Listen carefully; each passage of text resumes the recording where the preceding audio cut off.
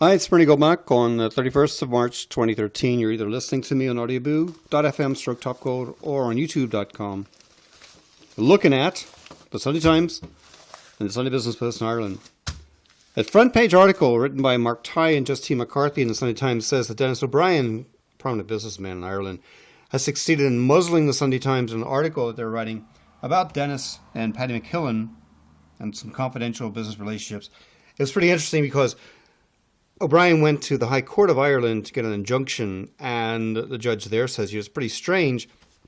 Actually, he specifically said, isn't Dennis O'Brien in a difficult position given his contemptible comments about Judge Moriarty? So previously, O'Brien hadn't liked some of the findings of the High Court and said as much, that he found the judge wasn't really fit for purpose. In any event, the High Court has issued a stay. Dennis's business dealings aren't going to be revealed. Banks are going to stop dental work and repairs. Sarah McInerney says this continuing fallout in Ireland about personal insolvency. Banks have refused to allow people who've made debt settlements to spend money on dental work, car repairs, or after-school activities for children. This is information coming to Sarah from the Free Legal Advice Centre and the Irish Mortgage Holders Association. More to come. We can't do the same thing. We're facing austerity of all kinds of issues because, like the article called "Sky's the Limit," a leaked draft of new personal insolvency rules has sparked fears among debtors they will have to be shorn of luxuries such as Sky. We don't have Sky. We don't have a smart TV. Leo Varadkar, a minister here in Ireland, was referring to one of the conditions of this new personal insolvency regime, leaked in a draft of the new guidelines, intended to be used by banks to decide what is a reasonable standard of living. Leaks have suggested the guidelines would be a ban on luxuries such as health insurance, Sky Sports, holidays, and a second car. We don't have a second car or Sky Sports. Haven't had a holiday in 4 years. And we're not even under that insolvency regime. There is confusion to how strictly banks will apply the guidelines. Are you going to have to take your kid out of a creche if the money you earn isn't enough to keep the kid in the creche? Will a family pet have to be put out for adoption if it's another mouth you can't feed? Some people have said that the Minister for Transport, Varadkar, has probably done a good thing by highlighting these various rules before they are actually put into final print. Let's see what's going to happen. Okay, I'm not going to cover this thing about Carol Hunt saying, God help the parents in an increasing alien world, because her article and another one several others dealing with spunout.ie are in a separate YouTube clip.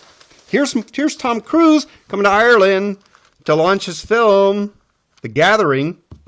The Gathering says when he's here for Oblivion, they're going to present an official certificate of Irish ancestry signed by the Department of Foreign Affairs. Tom, you're Irish. Like about half the world. All right, what else in the paper? Gay stuff. Andrew Sullivan on America took a visit to West Point. Really nice stuff here. He went to the second annual dinner of a student annual event called Nights Out, composed entirely of openly gay cadets and their straight friends. Would have never happened. Would never happen where I went to the Air Force Academy in the 70s. 30 cadets were present, old boys and girls of the military faculty. Formal event in a central building. And an older general was there with his husband. Good on you.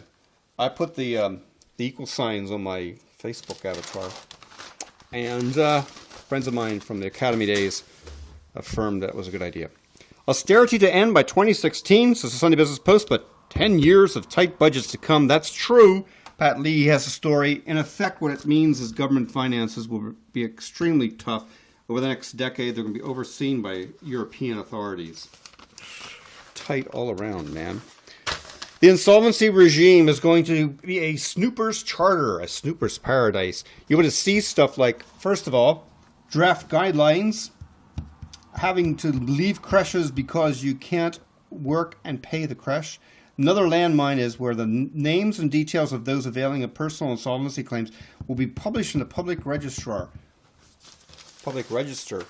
Don't shatter the credit unions. I mean, the credit unions are one of the things that could give some of these people a bailout.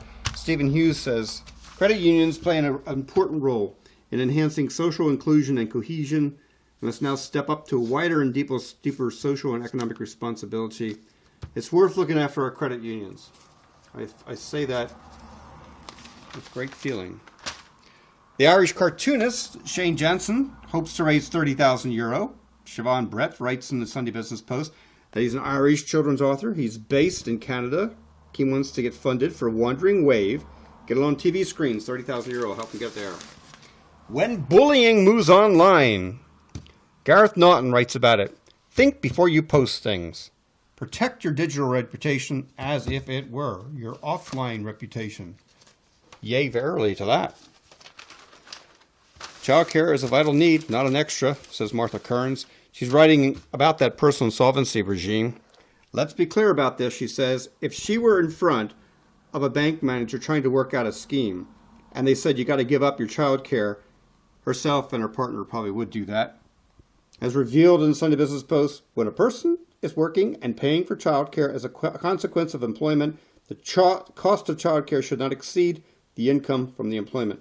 That's what it says in the draft guidelines. Maybe, just maybe, there should be a U-turn on this, and childcare should be taken out of personal insolvency regime. If so, well, Dylan would have to, he could continue playing in his creche instead of with the fun little toys that we have for the little house he enjoys playing in. You can see more of this stuff on insideview.ie or flickr.com/Irish Eyes, where I post stuff. I'm Top Gold, Bernie Goldbach, the American living in tip. Thanks for watching and listening. Bye for now.